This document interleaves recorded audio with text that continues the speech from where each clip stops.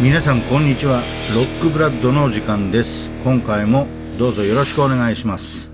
先日イタリアから電話がありまして、その主は僕たちスリースレッズも大変お世話になりましたエンリコ・セッセレゴさんという方。エンリコさんは頭に超がつくほどのレジェンドサウンドエンジニアで、その凄すぎるプロフィールは後ほど本人にしてもらうんですが、おかげさまで僕懇意にさせていただいてて、彼が東京に来るというので、厚かましくもこのロックブラッドのために取材をさせてもらうことになったんです。数多くのミュージシャンと仕事をして、間近でそのプレイを見てきたエンリコならではの気づきやインサイトをたっぷり語ってくれました。話の中に何人もミュージシャンの名前が登場するんですが、僕が聞き取れる限り、概要欄にそれぞれの名前や簡単な解説を添えておきますんで、そちらも確認いただきながらお楽しみください。カットするのがもったいなくて、ほぼほぼ全編を使ってるんで、なかなかの長編になりますが、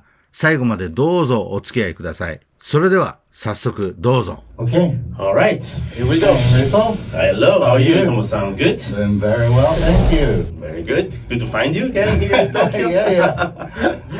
So when did we last meet? Was it last year? It was Same last time? year. Actually, I would say exactly 1 year ago. Yeah. Exactly. I think exactly 1 year ago. Yesterday was the last day of the recording. Right. It was during Golden Week. Yes. I was just landed, and it was during the weekend. Remember, it was the weekend thing.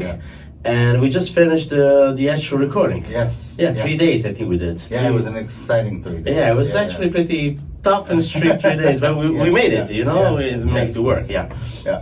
So here we are, we, Three Threads, we do the practicing here, the rehearsal studio. So All right. Welcome to our home base. Thank you. And thank you for the crowd. Let's move on to the question Sure, and please, answer, shall go we? for it, go for it, yes. So, we got a few questions. Okay. The first one would be, please introduce yourself, focusing on your sound engineering and your career, especially, if possible, focusing on heavy metal and hard rock. Related. Because these viewers are all heavy metal fans, headbangers. All right, so I tried to make it like a short, but basically I grew up in Italy. Of course, I'm from Italy, but when I was 20, I moved to Los Angeles, where I actually studied. I'm a guitar player, so I first studied guitar and then audio engineering. And in Los Angeles, at the Musician Institute, I did the GIT program, the full GIT and the RIT. After that, really quick, because I was doing very well, I was introduced and selected to choose where I want to be, and I wanted to go at Steve Vai's studio. So happened that it was a good, again, it was a good student and everything, so they actually got me. And the good thing, I met Steve after, because Steve wasn't there really, he wasn't there Hollywood Hills, so I met him a little bit after, and then he wanted me to go to his place, which actually now is selling in Encino, to work in his private studio. So I stayed with Steve Vai and Favorite Nation, which is the old label with Steve, for 3.5 years. I'm still in touch with him, actually. I was in touch with him last week. But the good thing about it, I actually went into a lot of stuff, because one of the stuff I was doing, I was either first engineer, or second engineer. Second engineer for the Neil Citron, who was the main guy. The good thing about it, I met so many people, because I was assistant for Eddie Kramer. Eddie Kramer is the guy that did Jimi Hendrix and Led Zeppelin. For Eric Sardina's album, I was with Jeff Peters, which is the Beach Boys, to do another band from Sacramento. I actually helped to mix in a big, nice live album, which is, I think is famous in Japan, with Vitaly Kupri, with Tony McAlpine, and all this Derek Sherinian stuff. I met Jeff Beck / Brian May, because I actually was there for the Yardbirds. The Yardbirds from the 70s. They did an album in 2002 with Favorite Nation. I was in it because the main engineer was Ken Allardyce for Goo Goo Dolls, and I was the assistant. So the good thing, I was either first and second. For Steve, I was first. So what happened the very first 3 years after starting the career, I really went into the stuff. Then after that, I got called to teach the Musician Institute in Hollywood. So I used to teach there for 6-7 years. In the meantime, I got called from Paul Gilbert, Mr. Big's guitar player, and I did an album for him as a first engineer. And to cut it short, after a while, I moved to Nashville for a little bit, but then I go back to Europe because I was a little bit tired of the United States. And when I was 31, and after that, I started to come here. I do a lot of stuff in India and South America. But the good thing, in the meantime, I still kept in touch with these people because with Paul Gilbert, I did 4 tours, all Europe and Middle East, with Thomas Lang, which is a big drummer on drums. Steve Vai, I did some work for him randomly. So all this stuff is always being in my life. In the meantime, of course, I'm doing production and everything. Now I teach in the Conservatory of Music in Italy for electronic music, contemporary music, avant-garde. But, my main key is always the guitar. So I always do a little stuff. I did some Alan Allsworth in the beginning of the 2000. I've been doing some Kiko Loureiro, some Guthrie Govan, so all big names on the guitar, on the rock chords. Yeah. I'm very sure, I can just shrink it. But, that's the highlight. Super impressive. Oh, no, Wow. I don't know. Thank you. Thank you. So let's move on to the second Yo. question, which is, what brings you here in Tokyo this time? This time I got 8 gigs. 8 Wow. gigs for me means 8 master classes. Mm-hmm.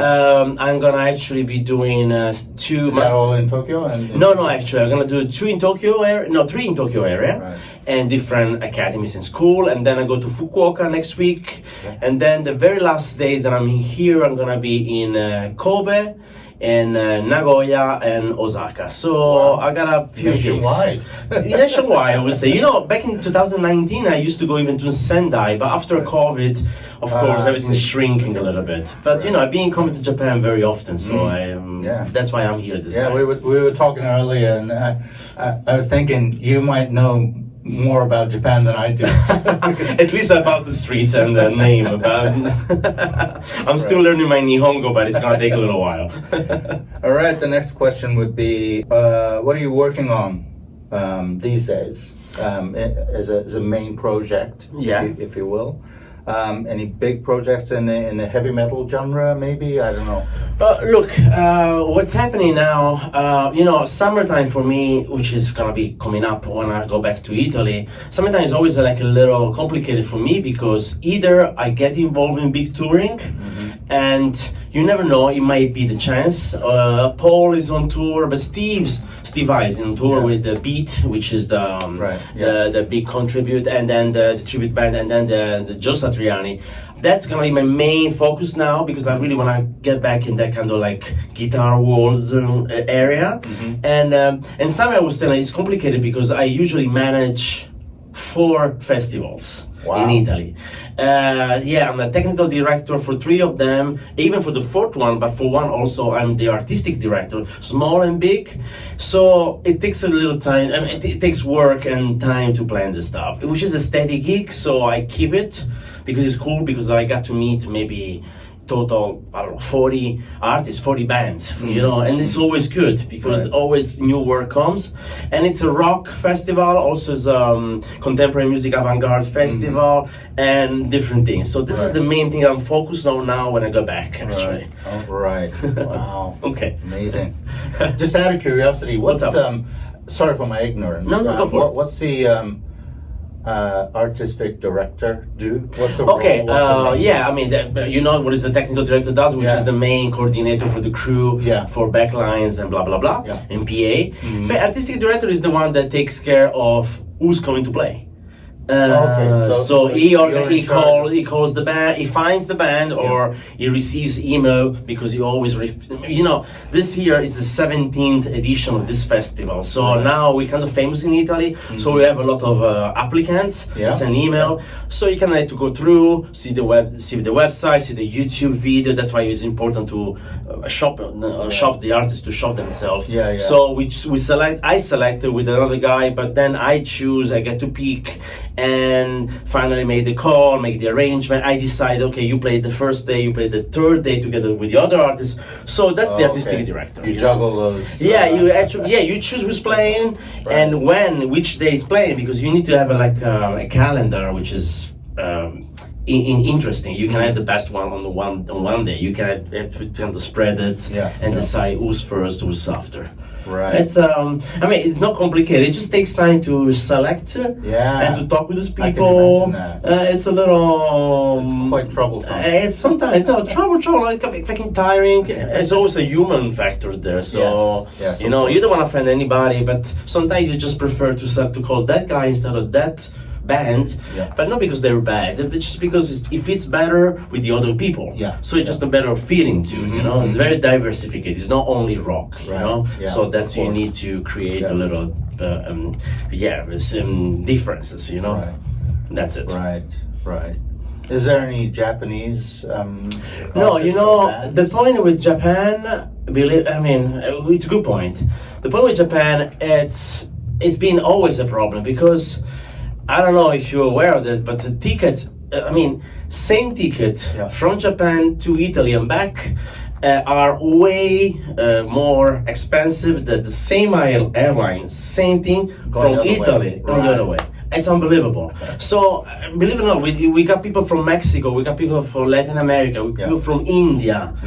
But Japan is always turned out to be very messy in summer because tickets are stupid, you know. Expensive. And of course, you want to have a budget for the artist, for like the fee, and you pay for the accommodation, everything. So that stuff needs funding. And when you spend, if you have a band with 4 people, I don't know, 3 people, and you have to spend like 3,000 or 4,000 euros for each one, it becomes a very difficult operation.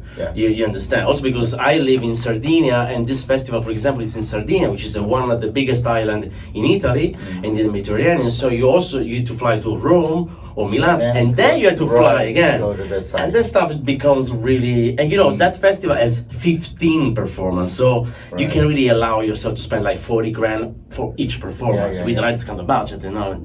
By the way, nobody has this budget, you know, anymore. Maybe Coachella or somebody, but everything is shrinking down. You can imagine that, you know. Of course. But definitely looking to have like a Japanese artist, also because I have this connection.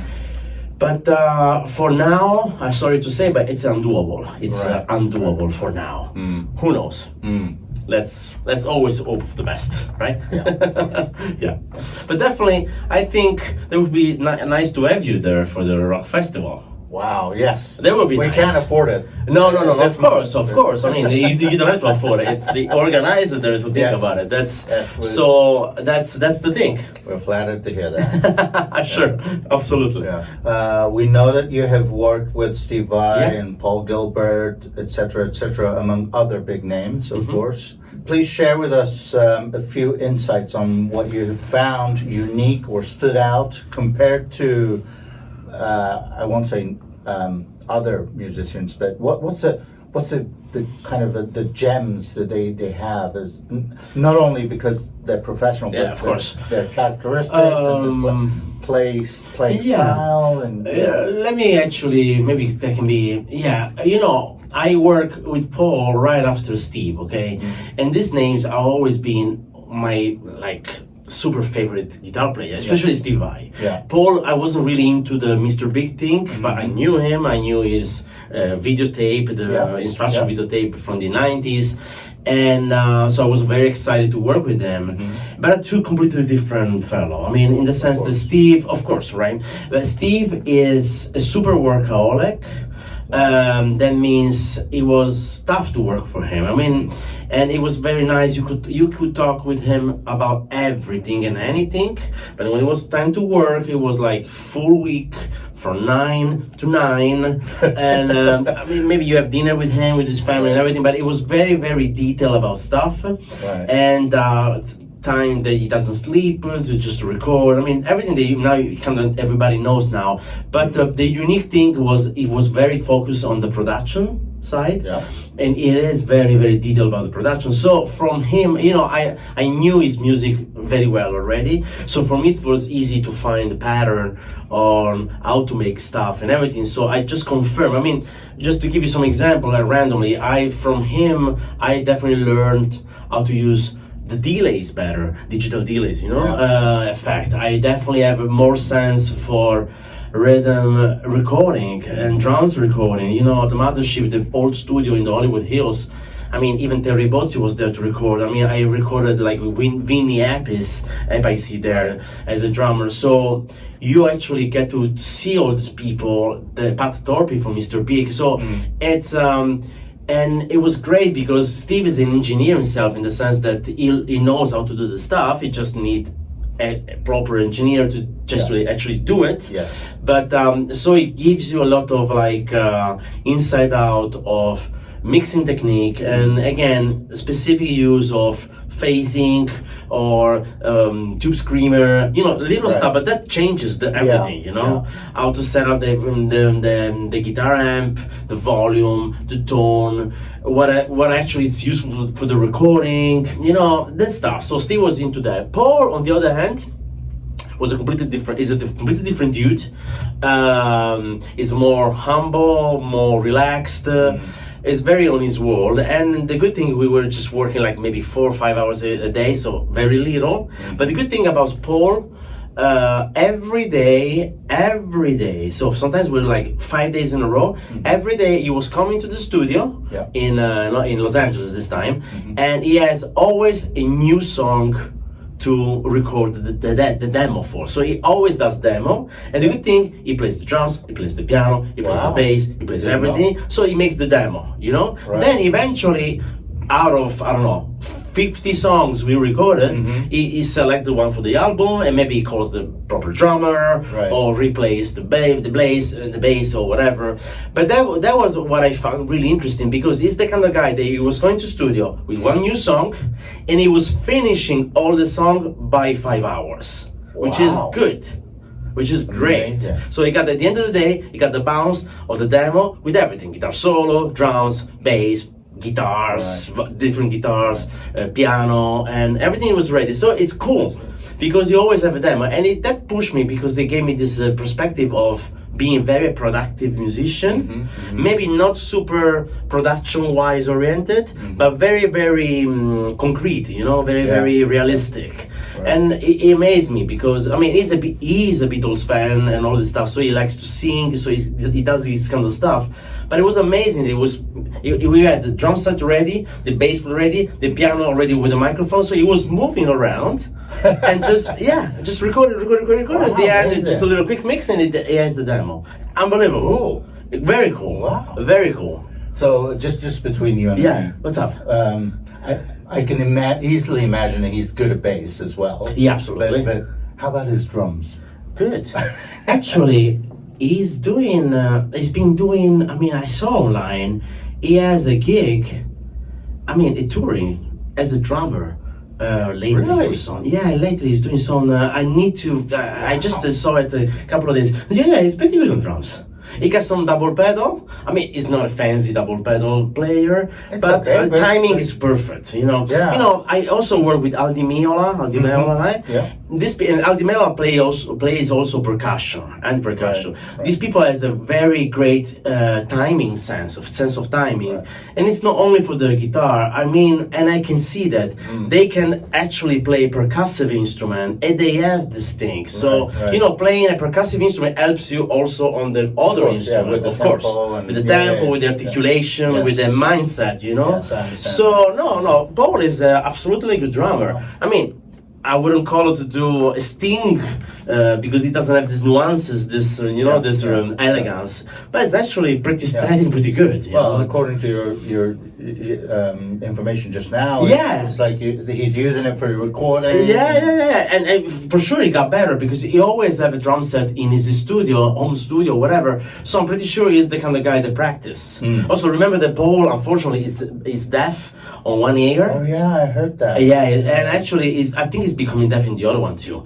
I remember there is one tour we did in 2010. He got the big headphones. Somebody remembers that.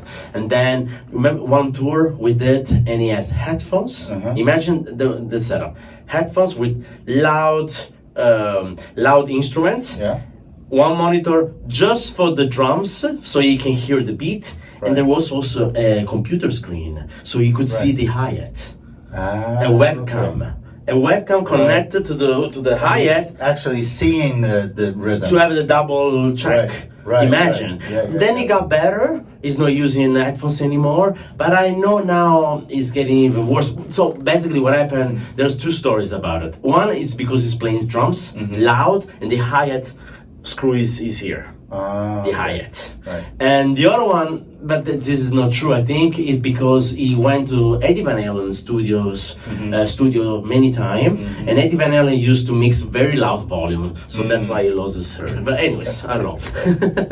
But, you know, that's unique, you know. Right. I don't know if this is the kind of story we were looking for, but... But I do remember several years ago at the very last bit of the Mr. Big tour, Yeah. he was constantly wearing his headphones. Yeah, even here in Japan. Yeah. I remember. I went to see him in Budokan actually in 2019, and with Billy and everything. I went backstage. Yeah, I mean, that's a problem, you know, because even when you talk to him, you need to be in the right. I remember when we were working in the studio, in the desk where the computer was, right during the demo. Now I don't remember. Yeah, I have to move from one side to the other because he couldn't hear me on one side at all. Oh, so okay. when we were to talk and say, "Can you please go on the other side?" Yeah. And it's a pain in the butt. I mean, but something to say about him is actually he got a great sense of pitch too. So Yes. it's not that he has some problem with pitch and everything. Yeah. So he's very. What I know. The last thing that I want to say about Paul, I was impressed the first time I went into tour. Then I got used to that he could play. I mean, he was the only guitar player on the stage. So sometimes just trio: drums, guitar, and vocals, and bass.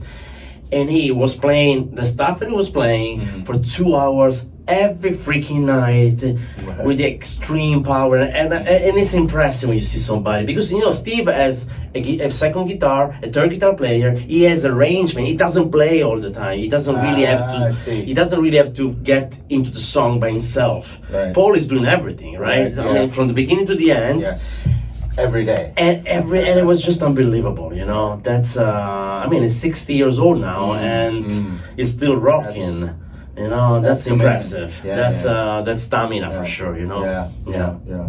Have you worked with Jeff Beck? I'm just asking. Yeah, Jeff Beck went to studio for the Yardbird stuff. But these How people. was he? At his characteristics? Or, No, very. I mean, for the very short time we stayed for one day and everything. It was actually because he recorded the original guitar at the Yardbirds in England, but then he came to Los Angeles, and very humble, very normal. I mean normal in the sense. I mean, you know who you're talking to, but nothing to reply. Even Slash was very, very quiet. Slash from Guns N' Roses. Yeah. He got his guitar tech coming first with all the gear, and then he would come in studio afterwards. But no, all these people are professional people, Of course, and of course. they get you know, in a good and a good. I say it in a bad and a good way, in a sense. In a good way because they exactly know what's going on, and they're very relaxed, which is interesting, which is important to be relaxed in studio. You know that. And the bad thing is actually, you don't get really to know these people unless you spend some extra time with them, because they get used to engineers, assistant engineers, people around, people taking pictures, for example, I don't know. And so they kind of like detach from the stuff, and they're relaxed in their mood, so you don't really connect with them so much.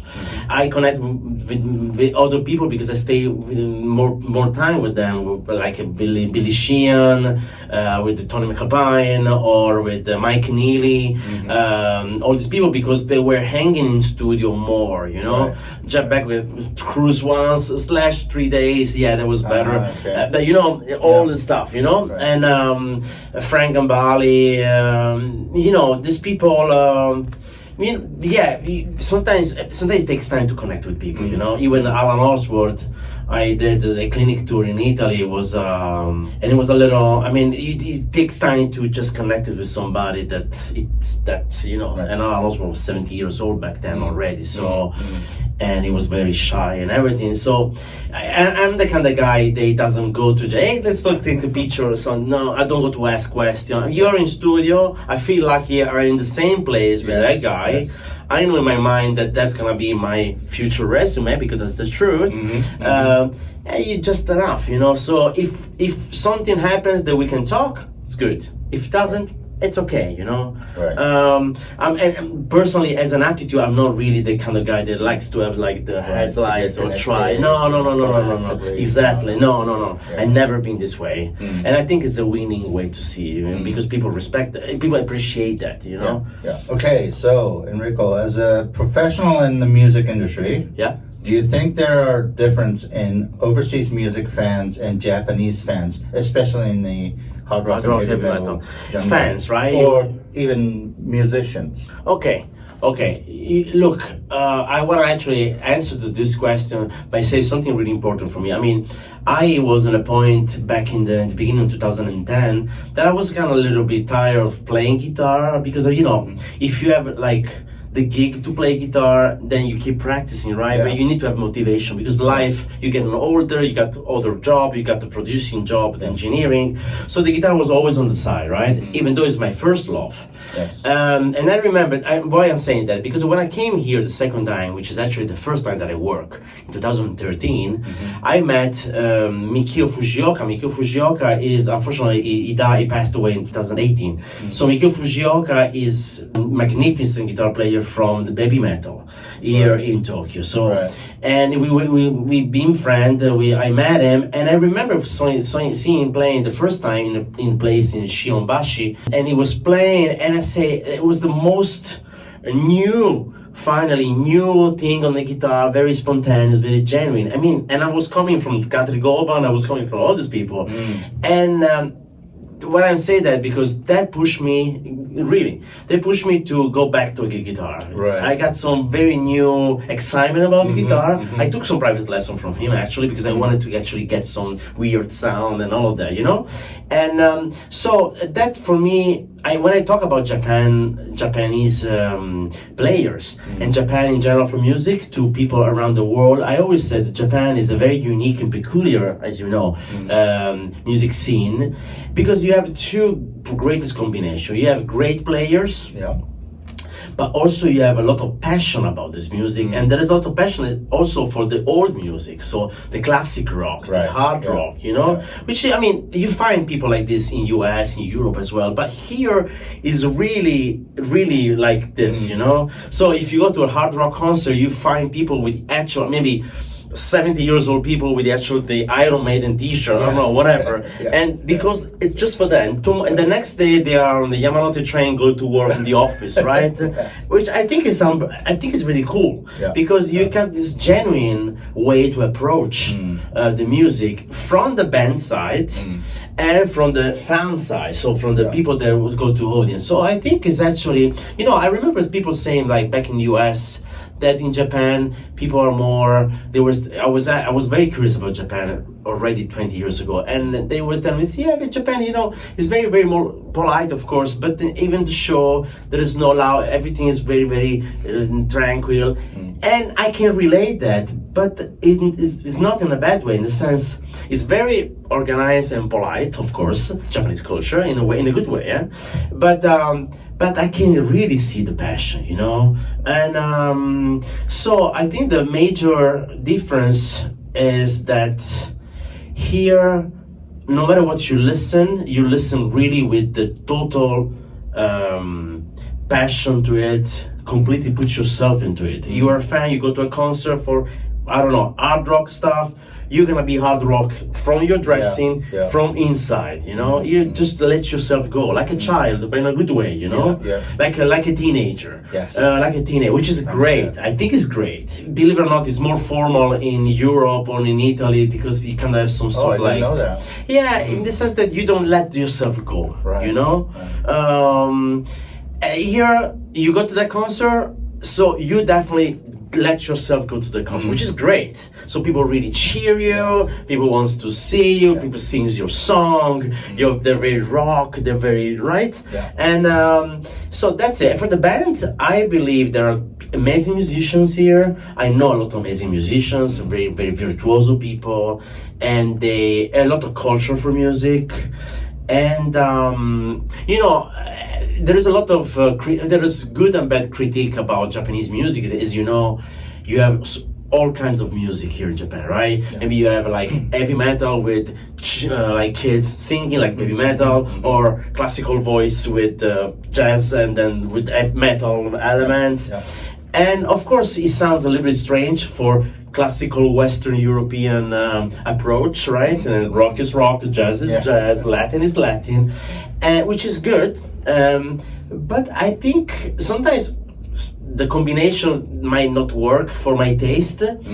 But the good thing is, because here in Japan, people try to do this stuff, sometimes you really get really good, really good results, you know? Because people here, they allow to try any kind of musical stuff and they mix together without thinking, oh, this is not good because this is jazz and this is metal. They blend in. And what I'm saying, sometimes it does not great, but sometimes it's really good. So I think Japan music in general is very fresh in terms of like new stuff, new ideas, new approach. And that's why I come here every year, and I'm really happy because I always try to go to shows to meet my friends, musicians, different musicians, and get their brain, because I like it. I think it's very, very, for me, it's actually, it's ingredients. I got feedback. I got feedback. You know, I can feed myself. It really it is actually. You know, so, and that's the only place on the planet that happened to me. You know, and I've been around a lot. And definitely been around a lot. And here is the most insane, in a good way, approach to music. And so you get like devastated from this thing. And it's good. It's good. So that's what I wanted to say. It's diverse. Diverse, and diversity is good. Yes. And then you filter out what you like, what you don't like everything in the world, you know, like everything in life. But at least you have a lot of material, and then you filter, you use it, approach. And just to tell you the last thing, for example, back in 2016, like a very big guitar player in Italy is called Gianni Roiati, who's actually an Ibanez endorser, right? And he was composing and everything for his music, instrumental stuff, very good stuff. And I actually gave him some Japanese heavy metal to play, to listen to. I don't remember. Many stuff. But the funny thing, he was so inspired, and over 3 days he was looking for some sort of melody, like a line melody for the main song, the main single for the album. And eventually he came up with a line was totally like a J-pop kind of idea line over like rock stuff. You know, besides if we like or you don't like J-pop, it's not about this. It's just the inspiration that you got. I understand. You know, so I can give you examples of that. You know, and I think it's cool actually. That's really what I think is cool. Well, I'm very proud to be a Japanese. No, you should. And by the way, you should. I totally get this, because I also get the idea when I compose our songs. You know. There's gazillions of ideas out there, you know. It's not necessarily heavy or loud, or jazz, or pop, or lyrical, and the enka. Exactly. You can grab everything easily. There's always, you know, fresh ideas out there that always you can study and learn from those classical Japanese songs. Exactly. And remember, this is the mecca of the technology too. So you can access to a lot of instrumentation technology, so all combined is actually very, very new, fresh, you know, and creative. And creative for sure. Again, really, I come with very pleasure here in Japan. When I come here, for me, it's like fresh air. You know, I'm breathing new air, so every time. That's your secret. Maybe. And remember, what I learned here, I bring it back there, you know. And I know that. So it's that's why I love my job of traveling for master classes, because it's also for me, you know. Like you say, when you're composing, you can actively think, okay, I can grab this, but actually what happens in your mind as a musician, everything's inside your brain, because you listen passively, and then it comes out, you didn't even know it comes from that, but it comes from that too, you know. You know, inspiration is about something you don't really control it just comes to your hand, to your mind, right? Probably this would be the last question that I have. Okay. What is your personal thoughts and opinion about the future of hard rock, heavy metal as a genre, given the fact that it's become a super digitalized era? Yeah. where you can almost create any sort of music out from a Anything. laptop and AI, laptop. Yeah, and the pitch shifting. It's like I went to some of those young bands in Tokyo. Yeah. That I can hardly hear their real voice. Everything was true pitch shifting. Yeah. It was corrected, right? Yes. It's all about the And image. It's almost like very unnatural. You know? Super fake. Yeah. No, not almost. I think it's just unnatural for sure. Well, so if you use it wisely as a tool to dramatize a song, it's okay. I use it as well, of course. Yeah, but this band that I went to Live on stage and was constantly from first song to the last song. Completely pitched. He was singing over a pitch shifter, altered voice. Yeah. Corrected completely. And it was so like, and even the beat is like quantized. Oh, right? of course, quantized for sure. Yeah, super quantized. And that's, I don't know why, but it sounds very robotic. I mean, it does. I mean, it is. Quantization is just. I know, but it was supposed to be very tight, but on the other hand, it's very unnatural. That you can't. It's above tight. It's just mechanical, you know. Yeah. So, what do you think? Your personal thoughts about what would happen in the very near future if this continues? I mean, I have to be honest. I mean, it's an uncertain, you know, because the problem is people is looking for this stuff. I mean, audience, new generation. Let's put it this way: the way I see it, I can't really predict it, but the way I see it, we are the last. I mean, in a large way, we are the last generation to understand what is play an instrument and the discipline to takes to get to a certain level, right? And we still have the feeling, because we learn it, that today I play a good show, tomorrow was the next day was a little bit like this, the next day over was better, because you really play the stuff, right? And it's a part of the thing, you know. And I mean, just an example, I remember a shitty show with Paul in Turkey because he was sick and everything, and he didn't play. I mean, he played great, but he didn't play like the day before, and he didn't play like the day after. But that's part of the live music, right? Yes, of course. And but the point is, the music is done not only from the musician, but also from who's buying this music, who's listening to this music. So we are the last generation, either as an audience and as musician, to have this sense of performance, of reality. So it's already changing. So maybe in 30 years from now, we are gonna be old and everything, and we're basically not gonna care maybe, but it's gonna be normal. I am afraid it's gonna be normality. And so even the AI thing and everything, there's beautiful things you can do with the AI, nothing to say about it. I mean, we're not here to talk about that, but it's been devastating licensed music in the beginning. So there's no more licensing music really done. I mean, in the sense that people who does licensing for a living, they're gonna have a hard time on that.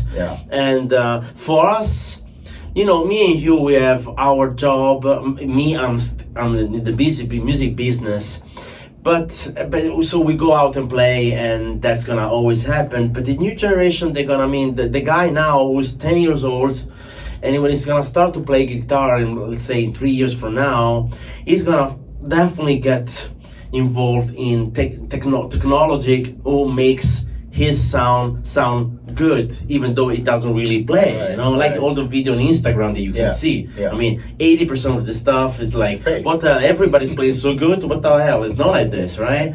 And so unfortunately, that's, I think, I mean, you know, heavy metal has always been different, because if you're gonna have people that love progressive music, and which is very, very interesting, as you know, and heavy metal in the sense like loud amp with just one or two pedals in the front. The point is, I don't know how much love and care. I mean, even music schools, and they're gonna do their job. The idea is that actually there's gonna be a tough moment for this thing, Right. you know, even for musical instrument manufacturer. I don't know, but in 50 years from now, which is very far, maybe even music manufacturer is gonna be different, you know. Maybe Fender and Gibson, they're not gonna have any reason to be. Right.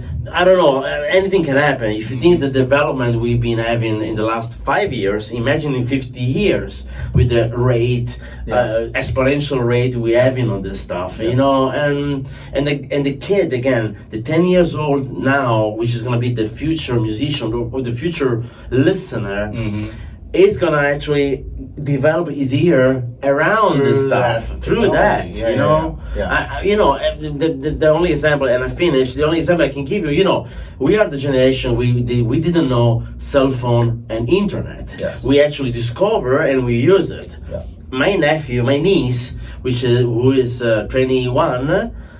She just always knew this stuff, you know. So for her, it's natural. So translated, this is to the music world and with the new technology, it's gonna be strange. Yeah. You know. So I don't know if you want a different answer, but my answer is actually, it's tough time. You know, tough time, and it's gonna be hard.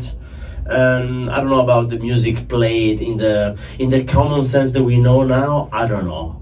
I don't really know. What do you think, actually? Let me ask you. Probably the playability, the meaning of playing and performing in front of an audience would be completely different. Yeah. And it's almost as if how good you can compose, how good you can arrange the harmony and everything. Or show yourself with that. Yeah. Because as you say, the audience themselves are also too used to the digitalized sound, right?